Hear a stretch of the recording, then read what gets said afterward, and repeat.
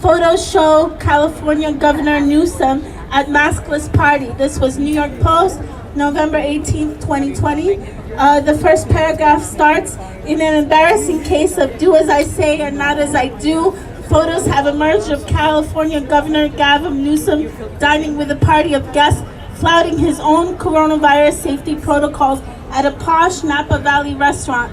Another headline reads, hypocrisy gone viral. Officials set bad COVID-19 examples.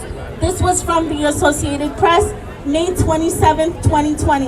It reads in part, many British saw in the behavior of the Prime Minister Boris Johnson key aid hypocrisy because he traveled hundreds of miles with coronavirus symptoms, quote unquote, during the country's lockdown. Yet another example from the same article reads, in April, New Zealand's health minister was stripped of some of his responsibilities after defying the country's strict lockdown measures. David Clark drove 12 miles to the beach to take a walk with his family. With these examples in mind, keep in mind that along with a group of my friends from New York Freedom Rally, I was arrested for trespassing, quote unquote, for not showing my shot passport to eat at Bubba Gum Shrimp in Times Square on January 17, 2022. As you know, manufacturers of the shot, along with pharma companies, are not held liable for possible injury that has happened with these shots. And this is confirmed according to a government, if you look at the VAERS report, Vaccine Injury Adverse Reaction Report. So I know I have not now, nor ever felt comfortable taking them, and I won't in the future. And I want you guys to know that there are people like the frontline doctors who provide safe treatments, and I don't think we need these shots, and we have the opportunity, we should have the opportunity to use other measures. Note that also my arrest was on Martin Luther King Jr. Day, and I did it as an act of nonviolent civil disobedience. I've been trained by the disability community to do nonviolent civil disobedience because it supports civil rights and human rights. And I don't speak necessarily for the disability community because they don't necessarily support what we are doing, but I speak for myself and I speak for human rights. Anyway, moving forward, the police didn't have a van to take, they didn't have a van with a lift to take me to jail. So a number of my friends went to jail for a couple hours where I was put on the street. I was frisked by a police officer. I was asked if I had any weapons that could harm them. And I was given a court appearance ticket for February that said criminal on the top of it. First, I went to court in City Hall, and they said, no, it's supposed to be in Hell's Kitchen. But that's backwards. First, I went to Hell's Kitchen, and then they said, no, go to City Hall. So it's raining, and I get there, and I give the ticket to the security, and they say that the police never filed the ticket. So it's like I wasn't arrested. Right, give her proper rest. So, detainment. I've met already with 2 lawyers, and we're trying to figure out a case. I meet with a 3rd lawyer this Wednesday. I have a GiveSendGo. It's givesendgo.com/Julie's Legal Defense Fund. And Kara Casanova was good enough to start it for me. And legally, it can and will only be used for my legal funds. So if you want to donate, feel free. Thank you for having me here today. I'm grateful for New York Freedom Rally, which has supported me in giving me my own autonomous voice. And to close, I want to give you guys some homework. Oh, excuse me. I thought school was over. I won't do it. I won't do it. So, My body, my choice. last week, on Thursday, this past Thursday, at the episode of The High Wire with Del Bigtree, they did a free screening of Vaxxed from Cover Up to Catastrophe, which talks about the vaccine injuries before the COVID that people went through, and I think it's important to watch. So you can watch it for free if you go on the High Wire and you look up this past Thursday's episode. And lastly, I want you to go to the Frontline Doctors website, or you can go on Rumble And you can look up a documentary, a short documentary. It's called Protect the Children, featuring Emma, E-M-M-A, Burkey, B-U-R-K-E-Y. And she's a young adult who was injured by one of the COVID shots. And you need to look that up, and you need to share it far and wide. So thank you very much. Thank you, Julie, for your voice and your courage. We appreciate it very much. So the next individual that I'm going to call was also arrested. I guess we're a whole gang of criminals here. Give it up for Michael Anthony. Thank you. How you doing? It's so good to see that the resistance is still going strong in New York City. Sure, some of the mandates have been suspended. We can now go into most buildings without smothering our faces. Many restaurants, bars, gyms, theaters, and other indoor businesses can now be accessed without revealing our private medical information. Gee, isn't that nice? Thanks, Mayor Adams. As the mayor of New York City, it's my job to make sure that all New Yorkers are safe. Y'all can't take care of yourselves, so I will tell you how to take control of your life. No thanks, Ricky. Who do these politicians think they are? You were born free, but these people act like they own you and your children. We have all been domesticated and managed like diseased cattle without even realizing it. Even when we notice this in one aspect of our society, we all still have many blind spots. That's how embarrassingly easy it is to train a human. But who can blame us when we're being controlled in so many ways? Poisonous foods, faulty pharmaceuticals, invasive technologies, and good old-fashioned fear. But there's something still pure, raw, and wild within the human spirit that cannot be controlled. It's more than the instinct for survival. It's much deeper than that. No matter what any government or expert says, we all have an inextricable connection to the universe, our planet, and each other. Even if we happen to be the world's weirdest animal. The past couple of years have been an attack on our very essence as a species. But this is nothing new. Since the dawn of civilization, most of humanity has been ruled over by a small predator class. They've gone by many names, and their abusiveness takes many different forms. But there has always been a very, not always small, but a small percentage of people who have resisted and defied these wannabe demigods with their very lives. That resistance, that legacy of freedom continues with us. Let her know, Mike.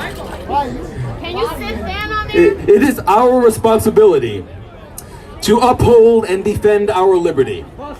And it can be daunting to realize that the government that is supposed to protect your liberty considers it a threat. They want you to forget how much power you have just by taking control of your own life. They want you to blindly obey the experts. This isn't about so-called freedoms. Now is the time to do what you're told. Yeah, Tony, go Fauci yourself. Local and federal authorities think they have the right to control not only what is on your body and inside of your body, but also where your body is even allowed. In February, unelected acting Governor Kathy Hochul bypassed the legislative process to enact a regulation permitting public officials to detain anyone they consider a threat to public health. Does that sound vague? Because it is, dangerously so. Public officials have decided that they can, if they so choose, put you under house arrest or even force you to undergo hospitalization against your will. The regulation also says that law enforcement, people with guns, can be deployed to enforce it. If you don't see what's wrong with that, I want you to go home right now and stay there until I tell you what's okay or else. If I don't have the right to violently control your body, who does? You know, where do they get that authority? They get it from you if you go along with it. The government only has power with our permission. Remember, even when governments roll back these totalitarian measures, they're always looking for the next excuse to bring them back.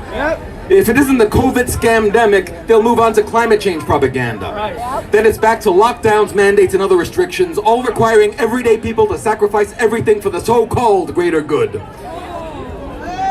Meanwhile, those who are negatively impacted by these measures, including people who have lost their careers, their relationships, and even their lives, these people are either ignored or they're considered a necessary sacrifice. Just when you thought human sacrifice had gone out of style. We are experiencing an unprecedented international push toward collectivism over individual choice. Each step of the way, oligarchs are building the infrastructure for a system of total control over us.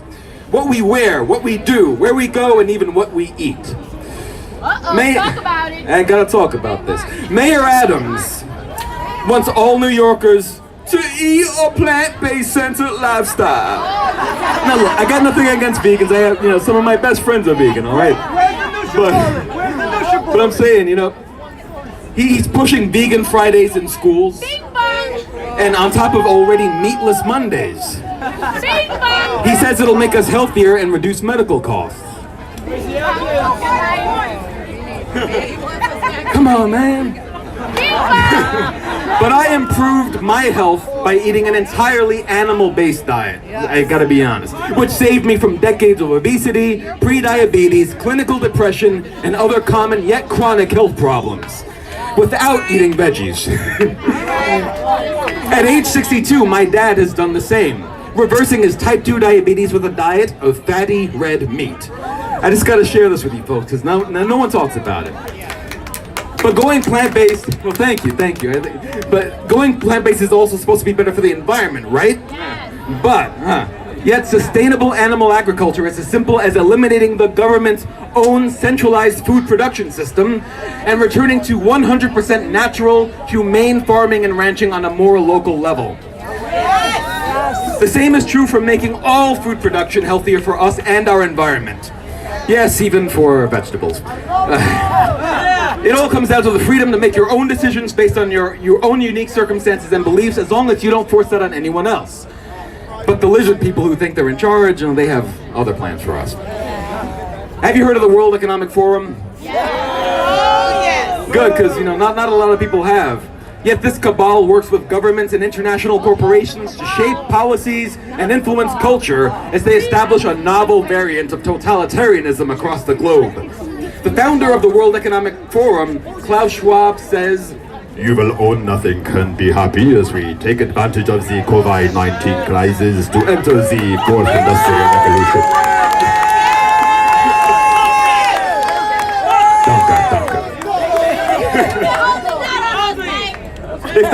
If that sounds like a kooky conspiracy theory, fourth industrial revolution, what is that? Look at weforum.org. Look it up for yourself, it's all there. These globalist maniacs are openly planning extreme changes to our lives and our world, whether we want these changes or not. And much of this begins with the pandemic. Schwab's books include COVID-19, The Great Reset, Stakeholder Capitalism, I'm messing up with the accent, but The Great Narrative, and The Fourth Industrial Revolution. What this material promotes goes beyond effort between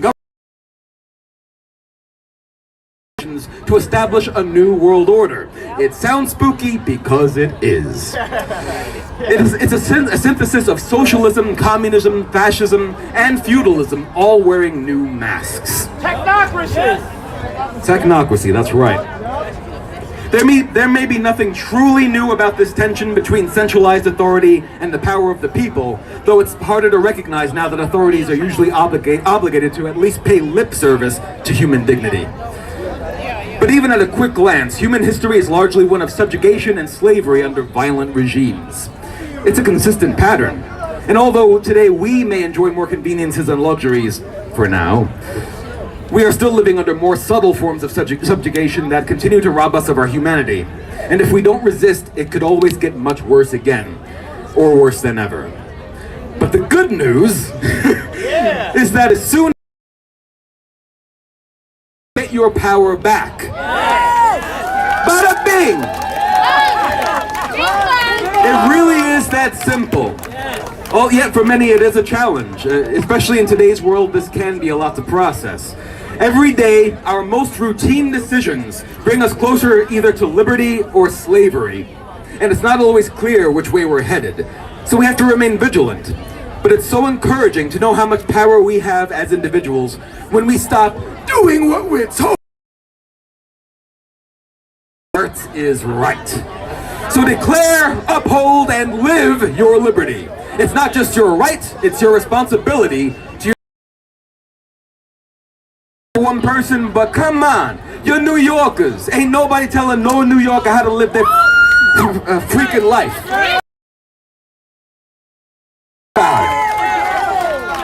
Thank you for Anthony diet at the meat of it. Free. Can you imitate my voice and my accent? Can you do my voice? Michael Anthony, I'm talking to you. I'm talking to you. Can you imitate my voice and my accent? Can you try to imitate my voice and my accent? Someone else's body. Thank you so much. That was pretty good. Whatever. Next time. Fired. Anyways.